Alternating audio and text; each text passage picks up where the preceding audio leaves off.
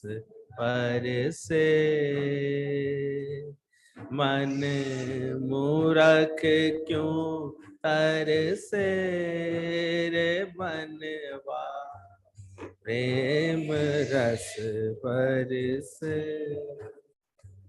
बूंद बूंद में दया हरि की, बूंद बूंद दया हरि की, बरसे अंबर से।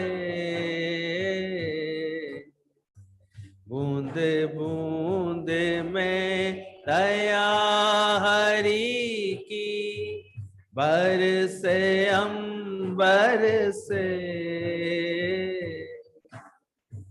तू क्यों उठ खड़ा रे पगले,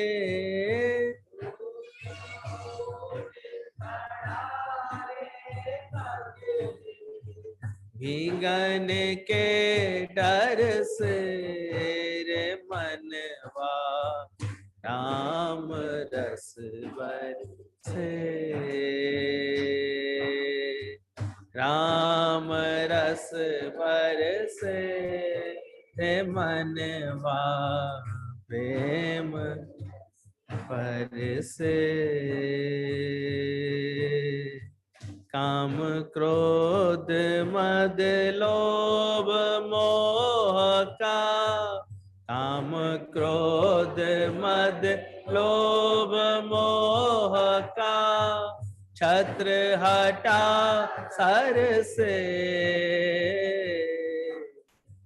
काम क्रोध मद लोभ मोह का, छत्र हटा सर से।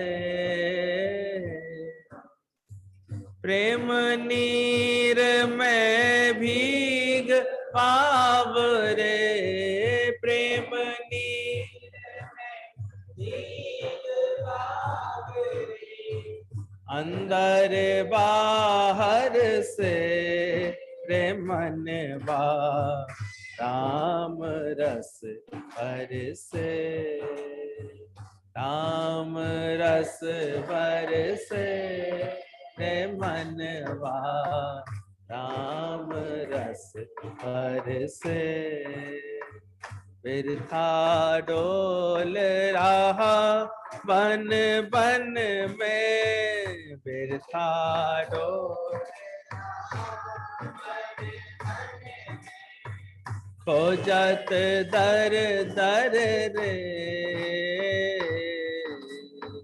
बिरथा खोल रहा खोजत दर दर रे।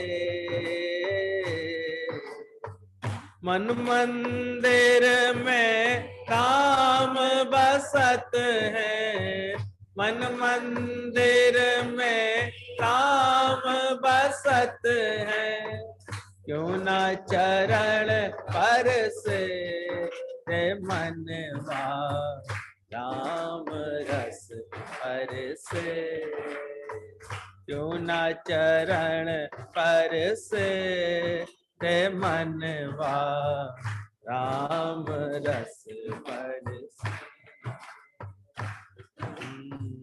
राम रस बरसे रे मनवा राम रस बरसे। मन मूरख क्यों तरसे रे मनवा राम रस बरसे। राम रस बरसे।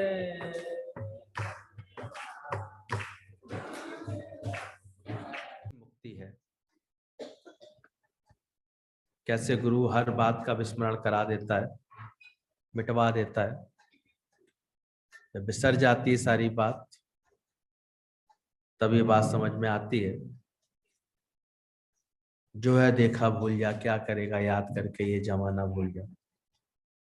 अगर ज्ञान को भी तुम अगर ले लेकर के घूमोगे तो भी तुम भारी हो जाओगे। ज्ञानी के लिए बोला, हे तात अनेक शास्त्रों को अनेक प्रकार से तू कह अथवा सुन, लेकिन मन में विस्मरण के सिवा तुझे स्वास्थ्य अर्थात शांति नहीं मिलेगी। अब उसको एक सीढ़ी और ऊपर उसको चढ़ा रहे हैं अष्टावक्र जो है राय जनक को। भले कोई भी साधना हम करें, कोई भी जप तप करें, शास्त्रों को भी आगे रखते हैं। इसमें शास्त्रों की बात आज बोली गई है।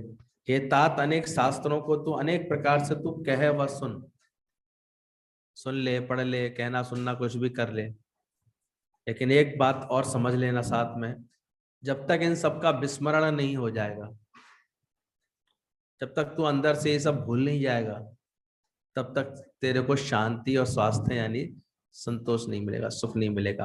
आत्म सुख जिसकी चर्चा हो रही है, ये तब तक नहीं मिलेगा जब तक तो ये सब भुला नहीं देगा। बड़ा अटपटी सी बात है। सोचेंगे लोग फिर पढ़े ही क्यों जब भुला नहीं है, तो फिर याद ही क्यों करें जब भुला नहीं है। जब ये याद करना रटना काम ही नहीं आएगा तो फिर क्यों करें।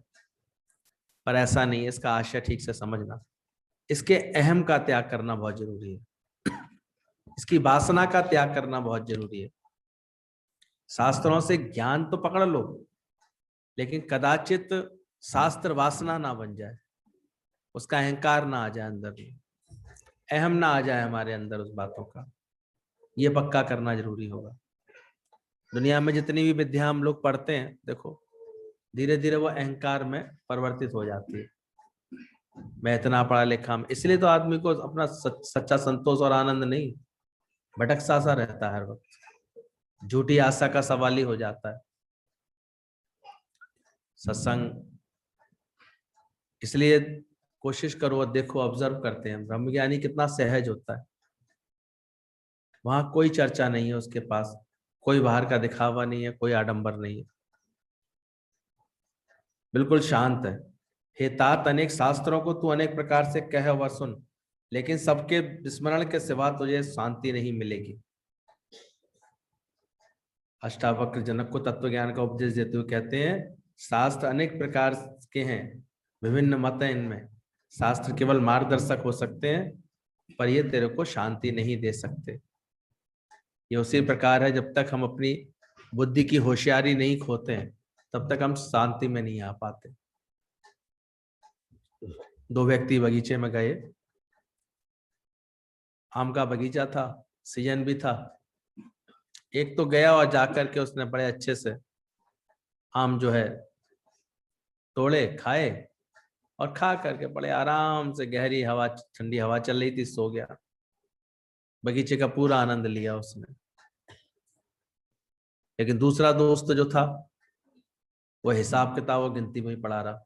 कितने पेड़ होंगे इसमें, एक बीघे में कितने पेड़ लगे आते हैं आम के, ऐसे करके बातें पूछता रहा उससे।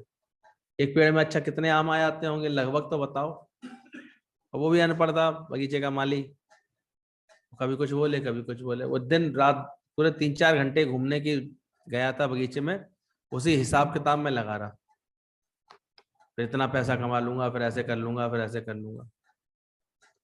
शांति के और अशांति लेकर के लौटा घर में।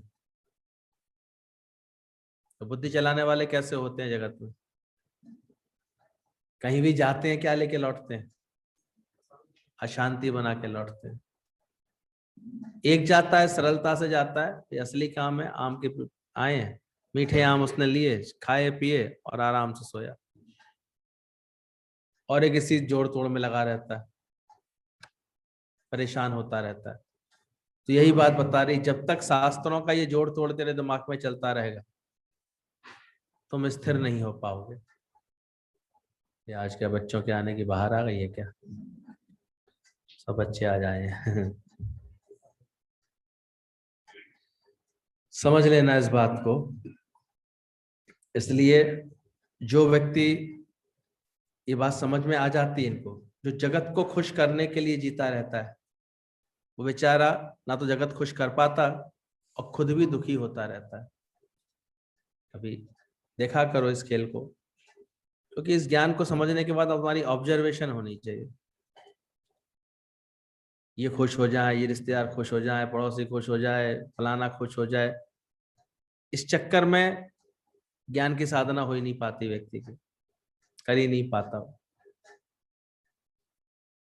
सबको खुश करने के चक्कर में कोई भी उससे खुश नहीं हो पाता, और बाद में वो खुद ही दुखी हो जाता है। ये तो गुरु की शरण में आने के बाद ये बात समझ में आती है, खुश करना है पहले स्वयं को आत्म ज्ञान से। पहले अपने बिंदी लगा लेनी है, पीछे जगत तो दर्पण है, सबके अपने आप बिंदी लग जाएगी। ये तो दिन रात यही जतन करते रहते हैं, अब इसको संतुष्ट कर लें, अब इसको खुश कर लें, अब इसको खुश कर लें। कभी कोई दुखी बना रहता है। वो राज्य जीत रहा था सिकंदर, जब वो आया एक संत के पास, उसको दिल हुआ एक संत को, उसकी माँ ने कहा था भारत जा रहे हो जीतने के लिए, तो वहां से एक संत को ले आना। तो एक संत उसको मिला, किसी ने बताया जाओ संत से मिलना है, वो पहाड़ी के ऊपर है। वो पहुंच गया वहां पर, अपना घोड़े पर चढ़ करके, तलवार हाथ में थी। संत बड़े मजे से आराम से लेटा हुआ था, धूप सेक रहा था, सर्दी के दिन थे। उसने कहा भाई तुम संत हो मेरे? बोले क्यों, तुम्हें क्या लेना देना, अगर मैं संत हूं भी तो तुम्हें क्या लेना देना, तो तुमको चलना पड़ेगा मेरे साथ। तो शांति से पढ़ा रहा। कहता है हवा आने दे पहले, तो धूप रोक के खड़ा हो गया, धूप आने दे। बोले तुम चलोगे कि नहीं चलोगे, ऐसे करके जोर से बोलने लगा। बोले मैं तुम्हारे टुकड़े टुकड़े कर दूंगा। तो ठाका मार के संत हंसा। बोले हंस क्यों रहे हो? बोले तू मेरे टुकड़े करेगा, तू मुझे छू तो सकता नहीं है, टुकड़े क्या करेगा? बोले ऐसे कैसे? तो तलवार रख दी उसकी छाती पर। बोले अभी तुम्हारे टुकड़े कर देता हूँ। और ठाका मार के हंसा। बोले पहले अपनी स्थिति तो सुधार, तू मेरे क्या टुकड़े कर सकता है? मैं तो अजर अमर हूं, बेवकूफ नादान, तू मेरे शरीर के टुकड़े करेगा, मेरे टुकड़े थोड़ी कर सकता है। बोले क्या बोल रहे हैं, ये कौन सी भाषा बोल रहे हो? बोले यही बात तो तू समझ, तू काटेगा मेरे शरीर को, मैं ये शरीर हूं नहीं, तू मेरे टुकड़े कैसे कर सकता है? मैं तो अमर हूं, अजर हूं, आत्म स्वरूप हूं। जब ये विवेक उसको दिया संत ने राजा को, तब उसको लगा, थोड़ा सा ढीला पड़ा वो। कहता तू अपनी स्थिति देख, तेरी कितनी बुरी स्थिति है। बोले तुम जानते नहीं हो मैं सिकंदर हूँ, पौरुष हूँ, मैं सब देशों को जीतता हुआ आ रहा हूँ। बोले कुछ जीतता हुआ नहीं आ रहा है, बताया तेरी स्थिति कैसी है। वो खड़ा हुआ और वहां पर एक तकिया था उसके नीचे लगाया था उसने, तकिया के एक कोने पर खड़ा हो गया, दूसरा सिरा ऊपर उठ गया, फिर दूसरे कोने पर खड़ा हो गया, दूसरा सिरा ऊपर उठ गया, फिर दूसरे कोने पर खड़ा हो गया, दूसरा सिरा ऊपर उठ गया उसका। बोले ये क्या दिखा रहे हो? बोले तेरी स्थिति बता रहा हूँ। तू यहाँ भारत में खड़ा हुआ, देख ईरान में तेरे लिए विद्रोह हो रहा है, अपने देश से चला है, वहां पर तेरे लिए, तेरे खिलाफ में लोग षड्यंत्र कर रहे हैं। जब तक वहां पहुंचेगा, यहाँ पर विद्रोह चालू हो जाएगा। तेरे को शांति है कब? तू तो बहुत अभागा है। सिकंदर ने ये बात सुनी है, मुझे अभागा कह रहा है? मैं तो अपने को बड़ा पराक्रमी समझ रहा था, बड़ा वीर समझ रहा था, ये मुझे अभागा और कह रहा है। बोले तुझसे बड़ा तो अभागा मुझे कोई दिखता ही नहीं, तो ये एक सेकंड का चैन नहीं। तूने किया क्या है? तब बताते हैं, वो ऐसे उसके चरणों में बैठ गया, समझ गया। सही बात है, हर वक्त देखो लगी रहती है दुनिया में, बहुत ज्यादा मन चलाने वालों की स्थिति क्या होती है, यही रहती है, कहीं भी शांति नहीं पाते बेचारे, कभी स्थिरता से नहीं बैठ पाते, हमेशा डमाडोल डमाडोल सा रहता है मामला। तब जाकर के सिकंदर को कहते हैं लास्ट में, उसने बोला, अब उसको ज्ञान अच्छा लगने लगा। संत ने तो मना कर दिया, हम तो जाते नहीं, हम कोई गुलाम तो है नहीं तुम्हारे साथ जाने के लिए, पर तेरा भी भरोसा है क्या तू अपनी माँ तक पहुंच पाए? बोले ये क्या कह रहे हो? बोले मौत का एक पल का भी तो पता नहीं। तभी सिकंदर को अपनी वो याद आ गई थी, भविष्यवाणी किसी ने की थी कि जिस दिन तुम मरोगे ना, सोने चांदी के छत्र तो तुम्हारे ऊपर होंगे, लेकिन तुम पानी की प्यास में मरोगे। कहते हैं संत ने बहुत कहा उसको, तुम्हें अच्छा लग रहा है सत्संग, तो रुको यहाँ पर। सत्संग का अभ्यास करो, बैठ करके ज्ञान का अभ्यास करो। अचानक ही कोई विद्रोह की घटना आ गई थी तो फिर वो वहां से जाने लगा। कहते हैं लौटते में ही एक रेगिस्तानी इलाका पड़ा, तो वहां पर वो इतनी तेज प्यास से व्याकुल हुआ कि उसके घोड़े की चांदी की छाल नीचे बिछी हुई थी और सोने का उसका छत्र ऊपर टंगा हुआ था, और पानी की प्यास में छटपटा करके उसका दम टूटा। तब उसे संत के बोले हुए वचन याद है। बोले इसलिए जब गुरु मिले निश्चिंत होकर के बैठ करके पहले अपना कल्याण कर लेना चाहिए। ये व्यर्थ के संकल्प विकल्प करके बात बिगाड़नी नहीं चाहिए। बड़े भाग्य से सत्संग मिलता है, ऐसे ही नहीं मिलता। अभी तो बड़ा आसान बना लिया है, लोगों ने सोचते हैं जाएंगे वहां बैठे जाएंगे सत्संग मिल जाएगा। ऐसे मिल जाएगा क्या? ऐसे नहीं मिलेगा। जहां बैठ करके तुम्हारे अंदर में सारे जगत का नाश होने लगे तब सत्संग समझना उसका। तभी बोला कि शास्त्र कभी तुम्हारे जो है दोस्त नहीं बन सकते। लोग सोचते हैं शास्त्रों से हम ज्ञान पकड़ लेंगे, नहीं पकड़ पाएंगे।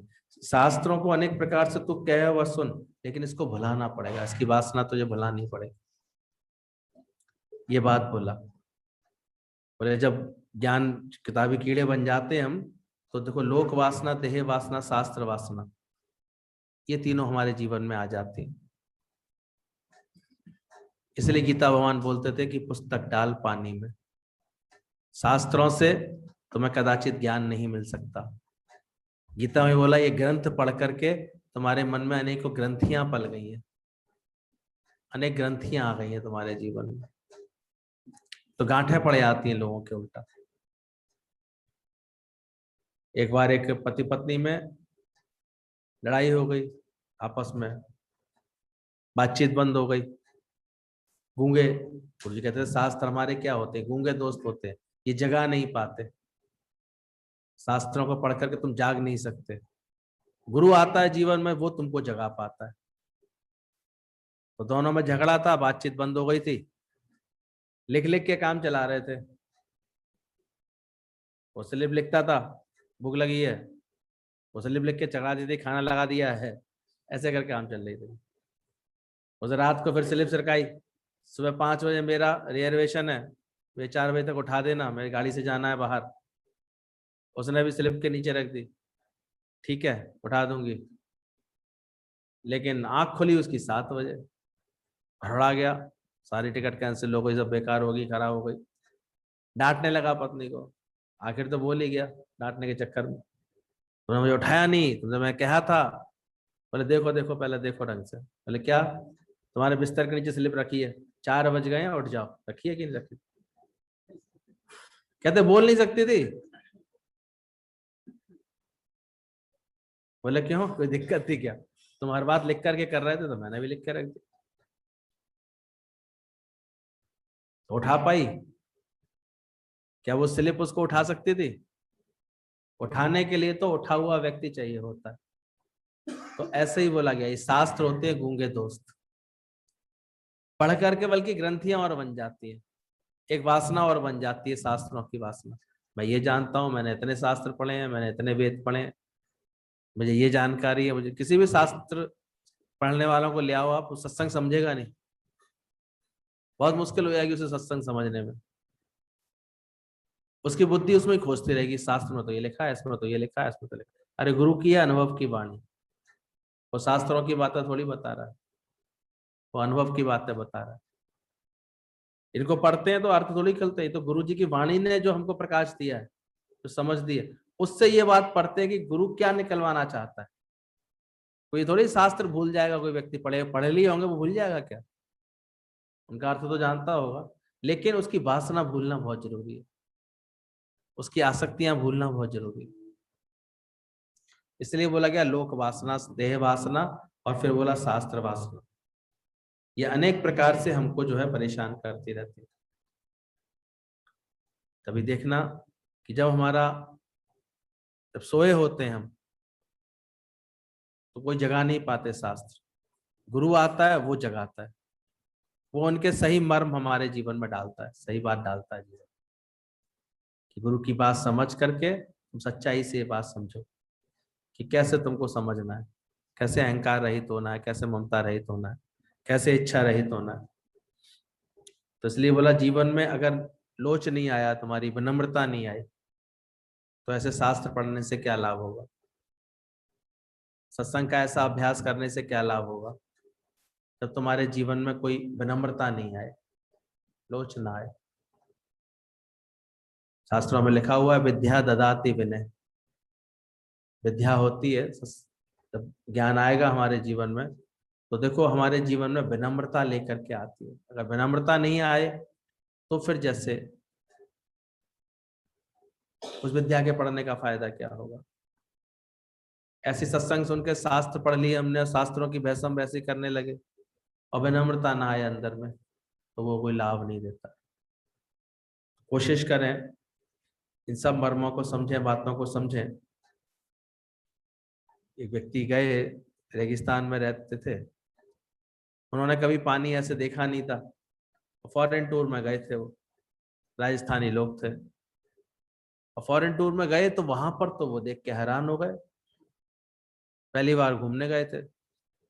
वो जाए बाथरूम में ऐसे टोंटी घुमाए और पानी पानी, धड़ाधड़ पानी।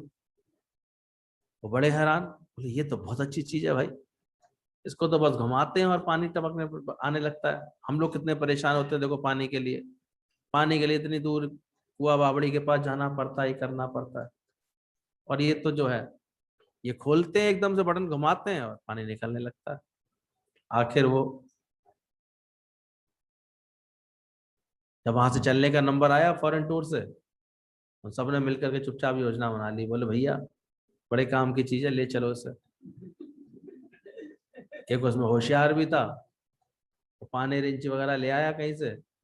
रात में उन्होंने जिस दिन होटल छोड़ना था, सारी टोंटियां ऐसे सबने अपने अपने कमरे की टोंटियां खोल ली और टोंटियां खोल करके ले आए। टोंटियां खोल के लाने से क्या उनके रेगिस्तान में पानी आ जाएगा? टोंटियां आकर के उन्होंने अपनी दीवारों में ऐसे फिट कर ली, सोचा ऐसे ये लगी हुई है हम भी फिट कर लेंगे। फिर वहां बहुत ऐसे घुमाते रहते हो, कोई पानी नहीं निकलता था। बोले ये क्या? बोले यहाँ इतनी टोंटियां ऐसे रखी तो पानी निकलता ही नहीं इसमें से। ऊपर से पता लगा कि वहां से टोंटियां चुरा लाए हैं, तो ऊपर से बदनामी अलग हुई उनकी। तब बोला उन्होंने, किसी ने बोला कि जब तक पानी का कनेक्शन नहीं होगा तब तक कैसे आएगा। तो तुम्हारा भी जब तक ब्रह्म से कनेक्शन नहीं होगा, गुरु वो कनेक्शन जब तक नहीं कराएगा, इससे ज्ञान थोड़ी मिल जाएगा तुमको। कितने वेद शास्त्र पढ़ लेना, कितना भी कर लेना, तो गुरु बिन ज्ञान कहाँ से पाऊं, दीजिए दान तो हरि गुण गाऊं, ये बोला गया। गुरु के बिना ये कभी हमारे को सहायक नहीं होते। इसलिए शास्त्र पढ़ने भी हैं अगर, तो वो गुरु की आज्ञा से, गुरु के साथ पढ़ने चाहिए। वो उनके मर्म खोलता है, उनकी बातें बताता है। बाकी ये टोंटियां काम नहीं करती, कितनी भी लगा लें, कनेक्शन की जरूरत होती है। पहले पहले तार तो हमारा जुड़े। अब कितने लोगों को देखो, बड़े बड़े संस्कृत के श्लोक, शास्त्रों की बातें, ये सब बातें बहुत अच्छी तरह कंठस्थ होंगी उनके जीवन में, लेकिन सरलता नहीं होगी जीवन में, लोच नहीं होगी जीवन में, ज्ञान की भाव नहीं, ज्ञान नहीं प्रकट होगा अंदर में। वो बहसम बहसी करवा लो ऐसे लोगों से, खूब अच्छी बहस कर लेंगे, बहस करने बड़े चतुर हो जाते हैं वो लोग, मानेंगे ही नहीं बल्कि उल्टे। तो बोला शास्त्र पढ़ के तुम्हारी बुद्धि और कुंठित और हो जाती है। इसलिए गुरु आकर के सावधान करता है कि शास्त्र पढ़ना, लेकिन गुरु के साथ पढ़ना, और अंदर से ये बात समझना कि इसको, ये अभिमान का भी तुम्हें विस्मरण करना है, त्याग करना है। अंदर में इस भाव को मिटाना है कि मैंने पढ़ा है कोई शास्त्र, मैं पढ़ता हूँ कोई शास्त्र, ये समझ अंदर लेके चलना। तो ये सब विस्मरण के से बिना तुझे स्वास्थ्य और शांति नहीं मिलेगी। जब गुरु के पास आया, कहते हैं विवेकानंद इतना विद्वान था, इतना गुणी था, जब वो आया रामकृष्ण परमहंस के पास, तो बैठा आकर के पहली बार, तो थोड़ी देर रामकृष्ण किसी और से बात कर रहे थे, तो उनके पास एक किताब पड़ी हुई थी। वो किताब विवेकानंद पलटने लगा, पढ़ने लगा।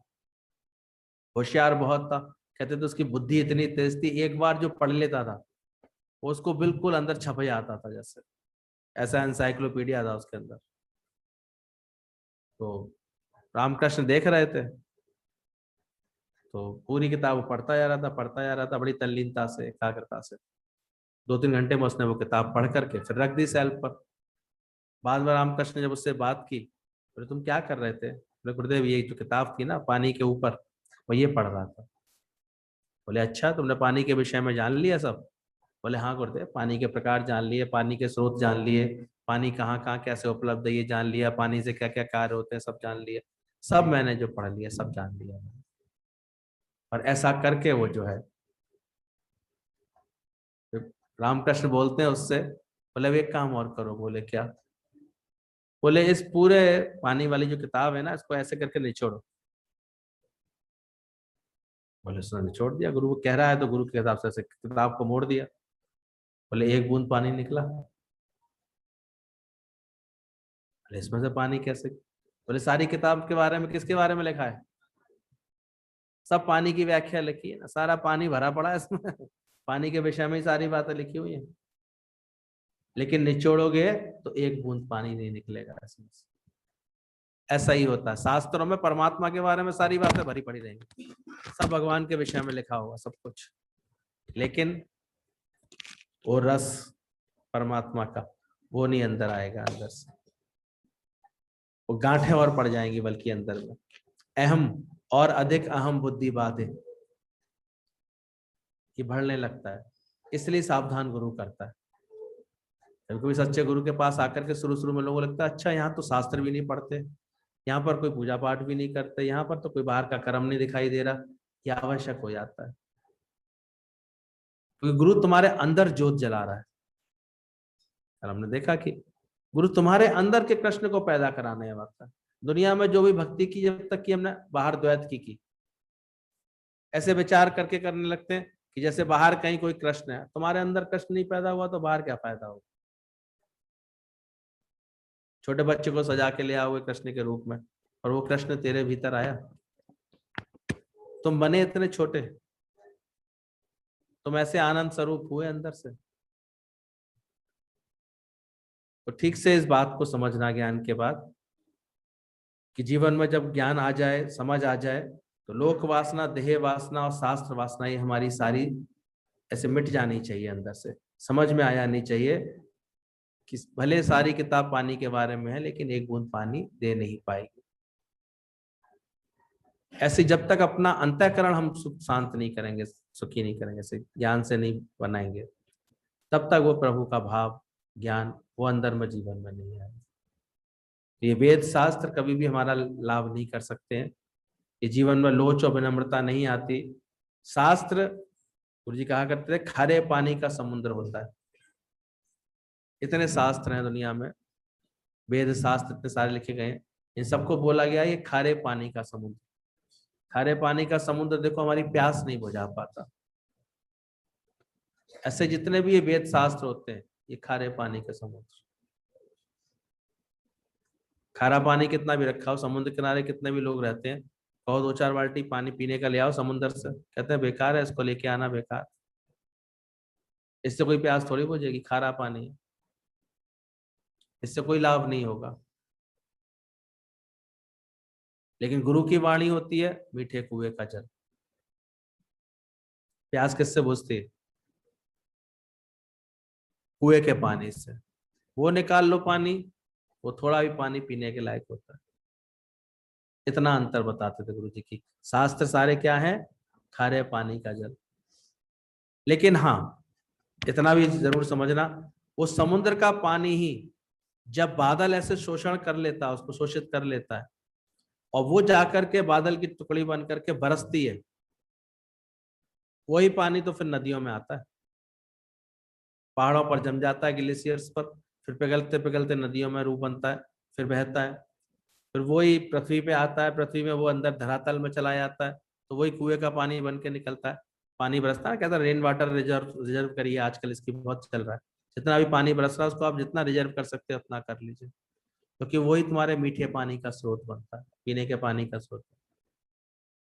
पूरी बम्बई में, पूरी समुद्र के किनारे बसी हुई है बम्बई, लेकिन उस वहां पर एक मीठे पानी की झील ही एकमात्र है जो वहां की पूरी वाटर सप्लाई कर पाती है। समुद्र नहीं कर सकता। इसलिए बोला गया है गुरु है वो बादल की टुकड़ी, वो उसी शास्त्रों से ही निकालता है निचोड़ करके ज्ञान सारा शोषण करके, लेकिन वो उसको फिर मीठे पानी के रूप में बदल करके बरसा देता है, उससे प्यास बुझती है। तो गुरु बिन ज्ञान कहाँ से पाऊं, दीजिए दान तो हरि को। क्यों आवश्यकता बोली गई है इतनी गुरु की, इसलिए बोली। जब गुरु जीवन में मिल जाता है, आज शास्त्र तो पहले भी थे हमारे घर में, हमारी दादी बाबा को बहुत शौक था, कोई शास्त्र ऐसा नहीं जो हमारे घर में नहीं होता हो, सब थे। शुरू में हम देखते थे मोटी मोटी, फिर तो बीच में फिर दादी को ऐसे था कि उन्हें बांटती चली गई, अब थोड़े कम रह गए। किसी को भी प्रिय लगता था दे देते थे किसी को भी, लेकिन तब वो इस सच की खुशी नहीं थी, आनंद नहीं था। लेकिन जब से गुरु जी आए हम लोगों के जीवन में, गुरु ने प्रवेश किया,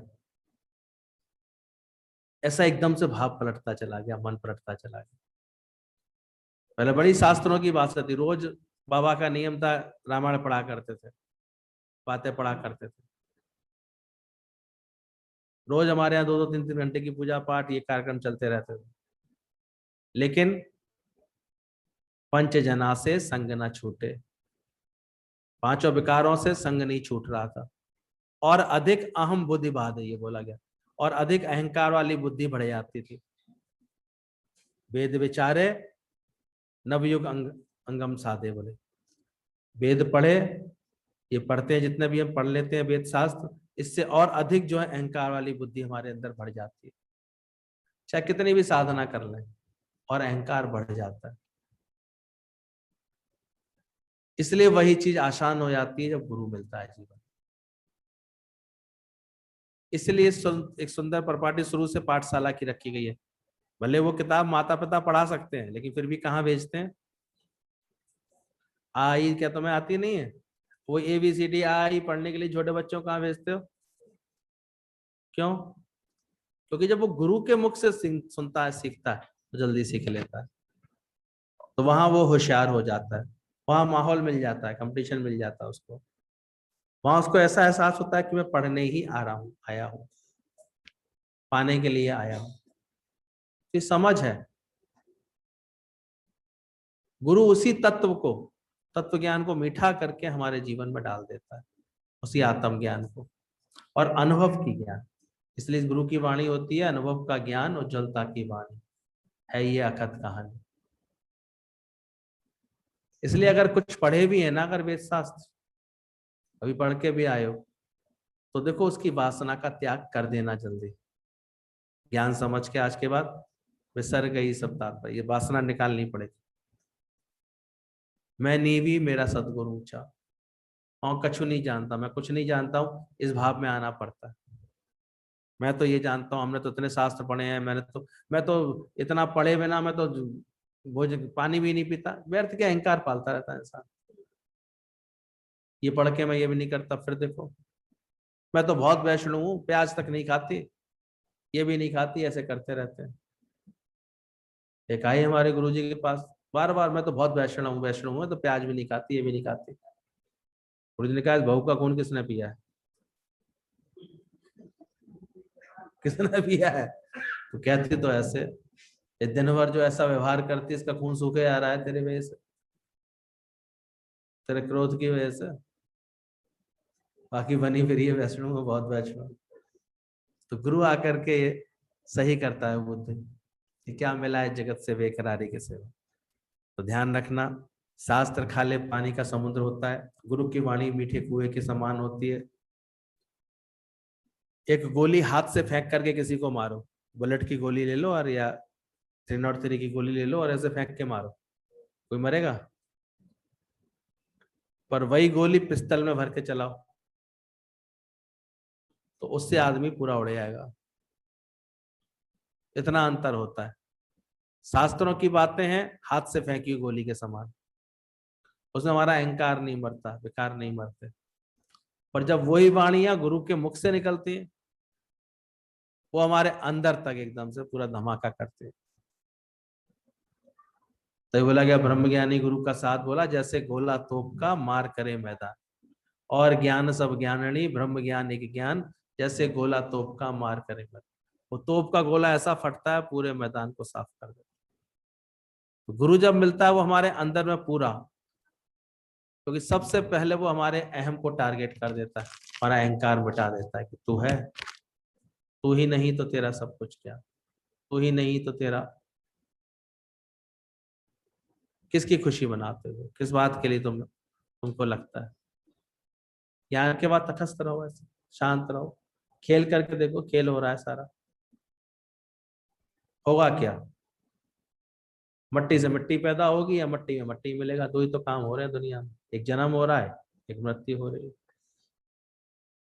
कहीं पर ये खेल हो जाएगा और कहीं पर ये,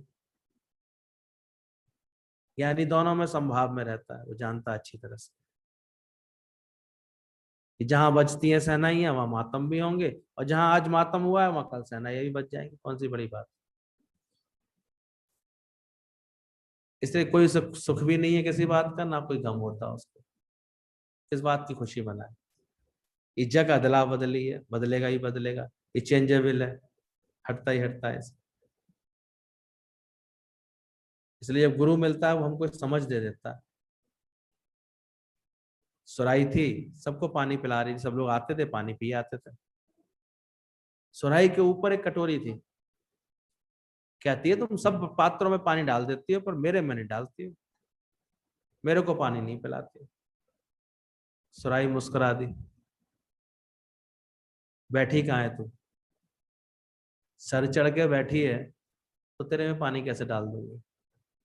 तो ये भी शौक है अगर पानी भरने का, भरवाने का, तो आजा, उतर के नीचे आ, नीचे आकर के बैठ, झुक, तू नीचे आएगी मैं अपने आप झुक जाऊंगा, मैं तेरे में पानी भर दूंगा।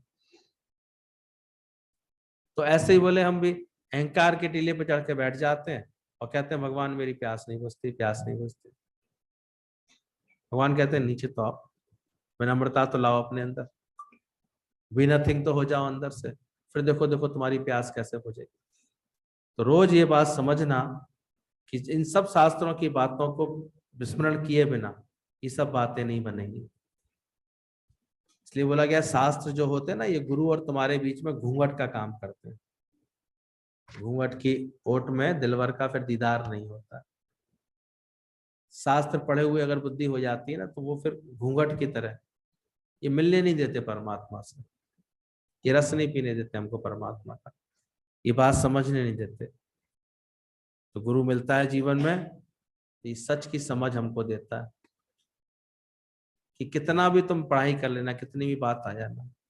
यही तो हुआ था जब शुरुआत में सुखदेव मुनि सब विद्याओं को अर्जित करके आए, अपने गुरु के, अपने पिता के पास आए। पिता वेद व्यास जी के पास जब लौटे उनके पुत्र, तो देखा वो तो विनम्रता ही भूल गए।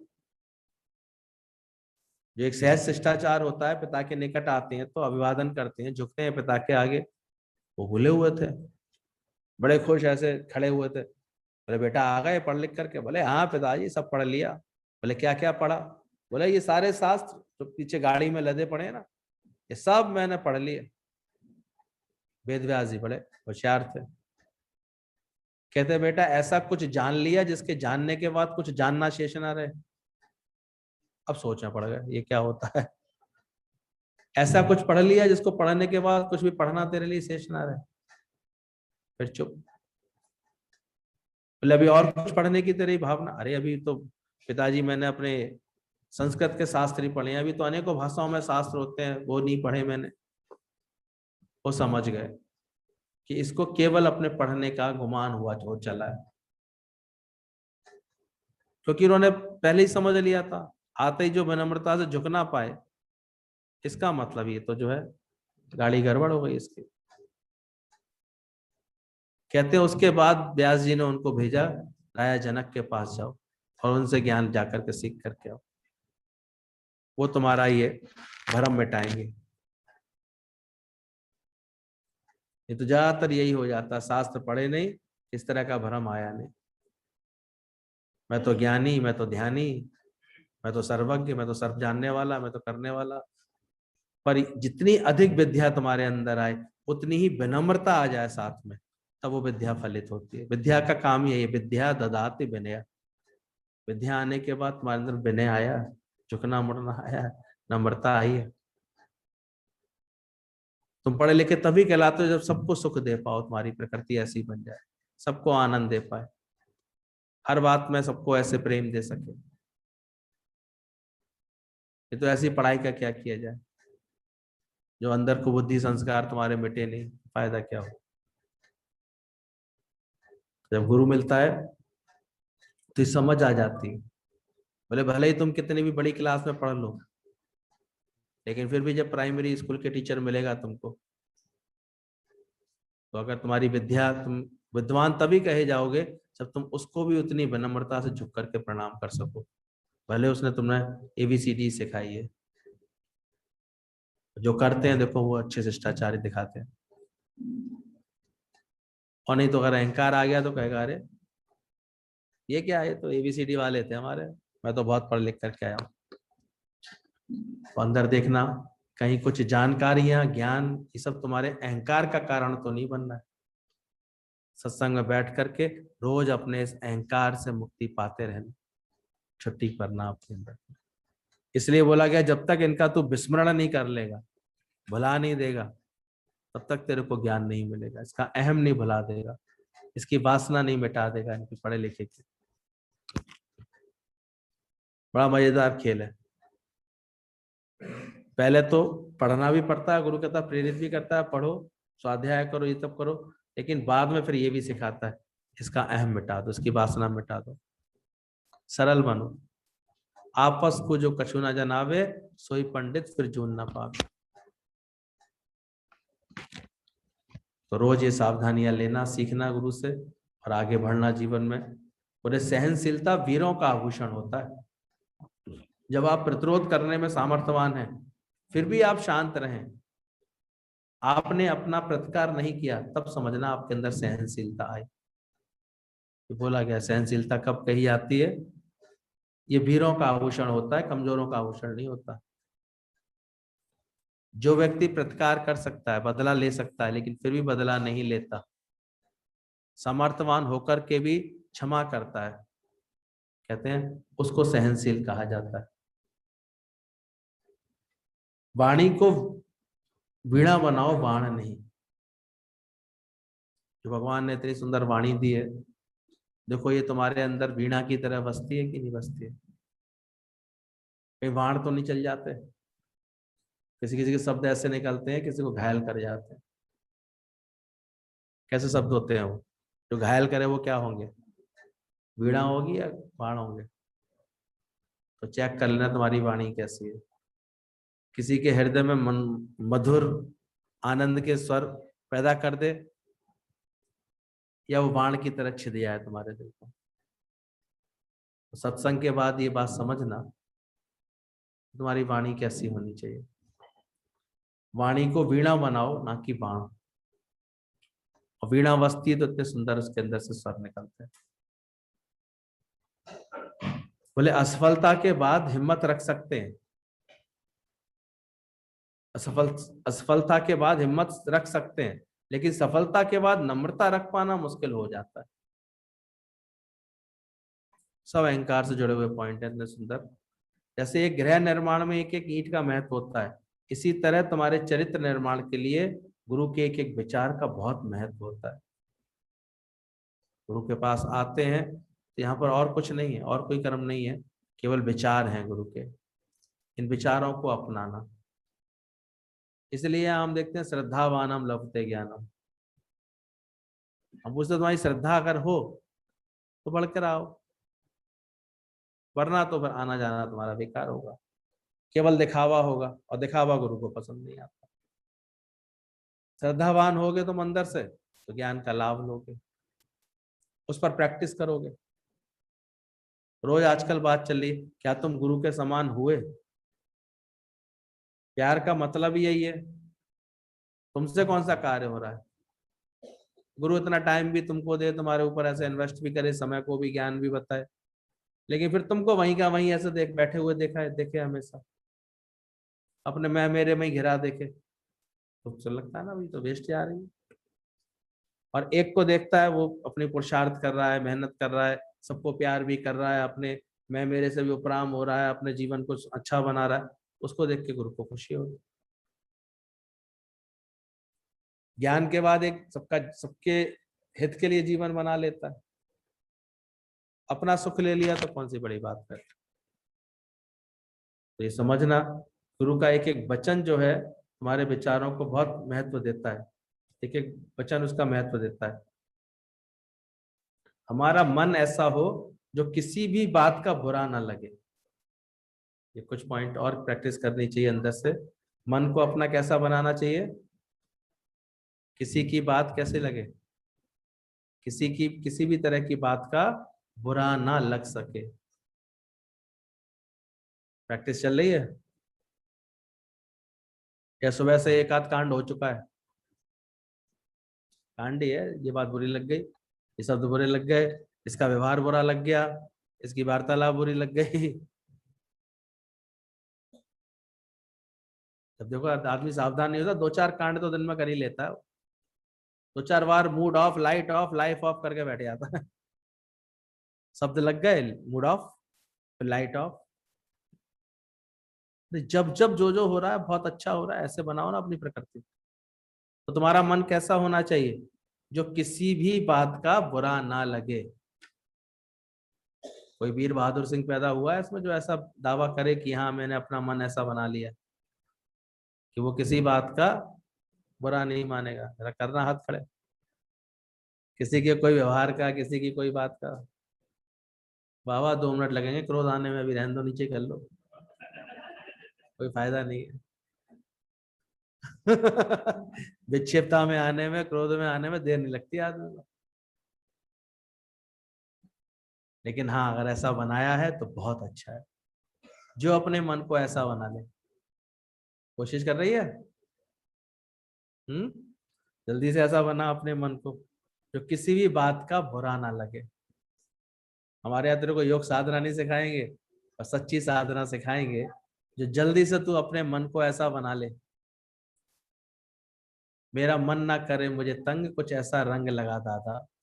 ये मेरे दादा गुरु मुझे ऐसा रंग लगा दो, मेरे मन को ऐसा बना दो, इतनी विनम्रता का पाठ सिखा दो, इतना इसके अंदर लोच भर दो, इतना इसके अंदर झुकना मुड़ना प्रेम भर दो कि इसे कदाचित किसी की बात कभी भी बुरी ना लगे। कोई बुरा नहीं है भले मन के वास्ते। ये अभ्यास पक्का करो। जितवल देखूं उतवल प्यारा, ना कोई वैरी मीत हमारा। आत्मज्ञान का ये अभ्यास है, जिधर देखूं भगवान तेरा ही पसारा है। कोई बुरा नहीं है ज्ञानी के लिए। तो मन ऐसा हो जाए जो किसी भी बात का इसको बुरा ना लगे। गुरु जी कहते थे एक छोटा सरदार था, उसे कुछ बोलते थे कुछ तो यूं करता रहता था ऐसे ऐसे। बोले ये क्या करता रहता है? कोई गाली दी किसी ने, ऐसे करके ऐसे करके। बोले ये क्या कर रहा है? बोले कुछ नहीं। कोई मुझे कोई शब्द बोलता है तो मैं शब्दों में से सबको अलग अलग करके उसको जो वर्णमाला में उसकी फिट कर देता हूँ, उसे गायब कर देता हूँ, गायब कर देता हूँ। कोई भी प्रैक्टिस कर लो अपने जीवन में, फिर देखो तुमको ये समझ आ जाएगी अंदर से। उठा करके फिर मैं किसी से परेशान तो नहीं होता, किसी के शब्दों से, किसी की बात से। गुरु जी कहते कोई बोले नालायक, उसे बुरा मानने की क्या बात है? क्या ज्ञान से पहले लायक थे? गुरु मिलने से पहले लायक थे कि नालायक थे? क्या थे? तो बुरा क्यों लगा तुम्हें? कोई बोला हरामी, तो क्या मतलब हुआ? हरी में ही तो आराम है, हरामी हरी में आराम। सही तो बोला बेचारा, गलत क्या बोला? कोई बोले बदमाश, बोले मांस में बदबू नहीं आती है? सारी बदबू किसकी है सोचो? तो ज्ञानी ने हर शब्द का एक अच्छा अर्थ निकाल लिया, इसलिए उसे कोई शब्द परेशान करते ही नहीं। उसका मन किसी बात का बुरा मानता ही नहीं। जल्दी से अभ्यास करके कराओ। आज तो एक बाबा का ही हाथ उठा, कोई उठा ही नहीं पाया करके हमारा।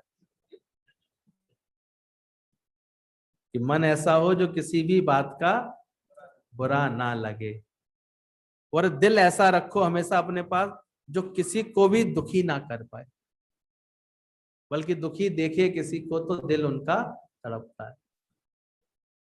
ज्ञानवान कुछ ऐसा हो जाता है, वो अगर किसी को देखता भी है और अपनी तरफ से उसका दिल ऐसा होता है कि कभी किसी को ऐसे कष्ट पहुंचे, ऐसी कोई चेष्टा उसके अंदर नहीं होती। भाव हमेशा होते हैं कैसे किसी को सुख मिले, कैसे किसी को आराम मिले, अच्छा ही लगे उसको। तो दो प्रकृति के लोग थे ना, एक तो कहता है कि देखो मजे कराऊं, लकड़ आ रहा देखो ऊपर है ना, मैं इसके जूते जो है छुपा के रख देता हूँ, पेड़ से नीचे उतरेगा तो गरम गरम लू पर इसके पैर तपेंगे, ऐसे उछलेगा ये, जूते ढूंढने के लिए इधर उधर भटकेगा तो बड़ा मजा आएगा फिर इसके जब ये उछलेगा। वही दूसरा व्यक्ति कहता है, उसका दोस्त कहता है, बोले मजे की बात कर रहा है ना, देख मैं मजा दिखाऊं। बोले कैसे? बोले इसके जूते में मैं 2 का नोट डाल देता हूँ। क्या डाल देता हूँ? 2 का नोट डाल देता हूँ। जब ये उतरेगा और पैर डालेगा अपने जूते में, कुछ चुभेगा तो निकाल के देखेगा, कहेगा ये 2 रुपए कहाँ से आ गए, अरे इतने रुपए तो मुझे लकड़ी काट के भी नहीं मिल सकते थे, आज भगवान ने कहाँ से बरसा दी। भगवान का धन्यवाद देगा और खुश हो जाएगा कि कहाँ से दे दी भगवान तुमने। बोले ये अंतर होता है, जिसके दिल में सही संस्कार होते हैं, सही भाव होते हैं, वो किसी को सुख पहुंचा करके आनंदित होता है। जब भाव हमारे अच्छे नहीं होते ना, उसको ध्यान ही नहीं आता है कि उसके व्यवहार से किसी का भी दिल दुखी हो रहा है कि नहीं हो रहा है, उसे नहीं पता लगता। तो सत्संग में बैठ करके कौन सा अभ्यास करो, दिल ऐसा रखो कि जो किसी को भी दुखी ना करे, किसी के लिए भी कोई अनिष्टकारी कोई बात नहीं इसके अंदर विचार आए, कभी कोई खराब ख्याल ना आए किसी के अंदर, किसी के लिए। बोले स्पर्श ऐसा हो जो किसी को भी दर्द ना हो। देखो तुम्हारा चाल चलन उठन बैठन कैसा है, तुम्हारा पकड़ना कैसा है, नहीं तो देखो आप ऐसी भावनाओं का स्पर्श करा देते हैं ना, दूसरा दर्द से भर जाता है। शेर कुछ बोलता थोड़ी है, और घूर के देख लेता है, बकरी अपने आप ढीली हो जाती है। तुम कहोगे हमने कुछ कहा भी, कुछ बोला भी,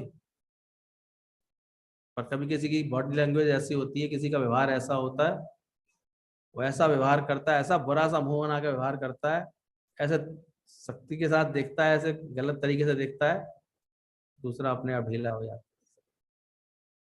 तो समझना चाहिए इन बातों को। ज्ञान के बाद तुम्हारा स्पर्श भी ऐसा नहीं होना चाहिए किसी को दर्द लगे, प्यारा लगे, अच्छा लगे। इसलिए बोला मीठा मीठा सबसे बोलिए, प्रेम रस अपने में बोलिए। कि रोज रोज हमको अपने आचरण में चेक करते रहना चाहिए, किसी से भी हम प्यार से बात कर पा रहे हैं, मिठास से बात कर पा रहे हैं, हमारा स्पर्श उसको भला लगेगा, अच्छा लगेगा। एक सॉफ्ट होता है किसी का, हम देखते हैं एटीट्यूड हर बात में, किसी का कभी कभी हार्ड हार्ड हो जाता है, तो हार्ड चीज क्या करती है, तकलीफ पहुंचाती है। वही कर्म कर रहे हैं, एक खुश होकर के उमंग के साथ प्रेम सहित करता है, सुख पहुंचा रहा होता है, और एक कर भी कर तो रहा है काम सारे, लेकिन ऐसे पटक पटक के ऐसे जो है खींच के कर रहे हैं, जो देखने वाले को लग रहा है पता नहीं क्या हो रहा है, कष्ट पहुंच रहा है। तो अंदर चेक करना तुम्हारा स्पर्श कैसा है, स्वर कैसे हैं तुम्हारे, दिल कैसा है तुम्हारा, मन कैसा है। देखते थे इतना धीरे धीरे तो ब्रह्मज्ञानी का जीवन तो ऐसा हो जाता है ना, उनको कभी स्पर्श करने का मौका मिला ना गुरु जी को, इतने सॉफ्ट होते थे उनके पैर। दादाजी को कभी मौका मिला है, उन्होंने कहा देखो ये लोग कितने अंदर से नहीं बाहर से शरीर भी इनका इतना सॉफ्ट हो जाता है, एक एक चीज इनकी इतनी सॉफ्ट हो जाती है, ये ज्ञान की कृपा होती है। चलते भी तो ऐसे चलता है ब्रह्मज्ञानी धरती के ऊपर कि जैसे धरती पे तो फूल से खिल रहा है वैसे, उसका चाल भी इतने मोहक हो जाती है। कहते थे रामचंद्र जी जब चलते थे ना, तो वो जो अपने कांटे जो है ऐसे नीचे की तरफ झुका लेते थे, पेड़ पौधे जो होते थे रास्ते में, जो घास पे होते थे तिनके, वो भी ऐसे विनम्र हो जाते, बिछे जाते थे ऐसे। एक मोर को ऐसा भाव आया कि रामचंद्र जी जा रहे थे रास्ते से, जब राम सीता लक्ष्मण, तो देखा उन्होंने रास्ते रास्ते में थोड़ी थोड़ी दूरी पर मोर के पंख पड़े हुए हैं। और ऐसे पड़े हुए कि जैसे उन पर पैर रख सके। बड़े उनको हैरानी हुई, ये कौन है जो मेरे लिए, गर्म के दिन थे एकदम से गर्म था, ये कौन ऐसा कर रहा है जो मेरे लिए ऐसे ये पैर, मेरे लिए पंख अपने तोड़ तोड़ कर डालता जा रहा है। थोड़ा आगे निकले, बहुत दूर तक देखा तो पड़े हुए थे मोर के पंख। जब पहुंचे आगे तो उन्होंने देखा एक जगह एक मोर बैठा हुआ था, पंख विहीन हो चुका था, सारे पंख उसने तोड़ दिए थे, नौच दिए थे। कहते हैं रामचंद्र जी को इतनी अंदर से प्रेम आया, उसके लिए करुणा आई। कहते हैं उसका पंख उठा करके कि हे मित्र, मैं तुम्हारे इस प्रेम भरे व्यवहार का इस जन्म में तो बदला नहीं दे पाऊंगा कुछ, पर विश्वास रखो तुम्हारा ये पंख जो आज मेरे पैरों के नीचे आया है, जब मैं द्वापर युग में कृष्ण के रूप में आऊंगा तो यही पंख मेरे मेरे सर का ताज होगा। मैं तब जाकर के तुम्हारे ऋण से मुक्त होऊंगा। आपसे व्यवहार कैसा अच्छा भी हो सकता है चाहे तो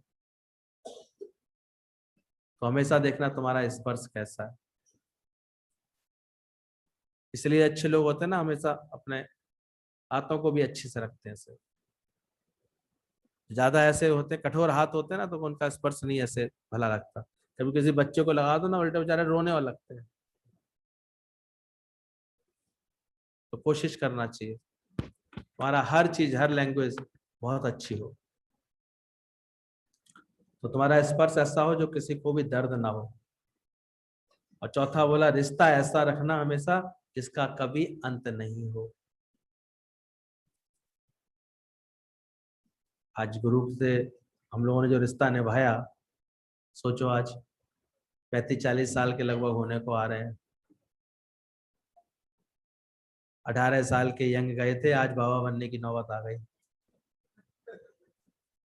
इतने सालों से ये रिश्ता कितनी बखूबी गुरु ने निभाया है, सोचो। और कितने प्यार से ये रिश्ता चल रहा, जिसमें एक दिन भी कभी कोई खटास नहीं देखते। और निरंतर उनका प्रेम, कहते हैं ना, दूज के चांद की तरह बढ़ता ही जाता है, बढ़ता ही जाता है। इसे कहते हैं रिश्ता। ऐसा रिश्तेदार है कोई किसी के पास? हर जो रिश्ते बनाए तूने तुझे अंत रुलाएंगे, वो पड़े संकट जब भी कभी वो नजर चुराएंगे। आज बड़ा अच्छा किसी ने बोला कि बोले पता है सोने की उत्पत्ति कैसे हुई? नहीं, कैसे हुई?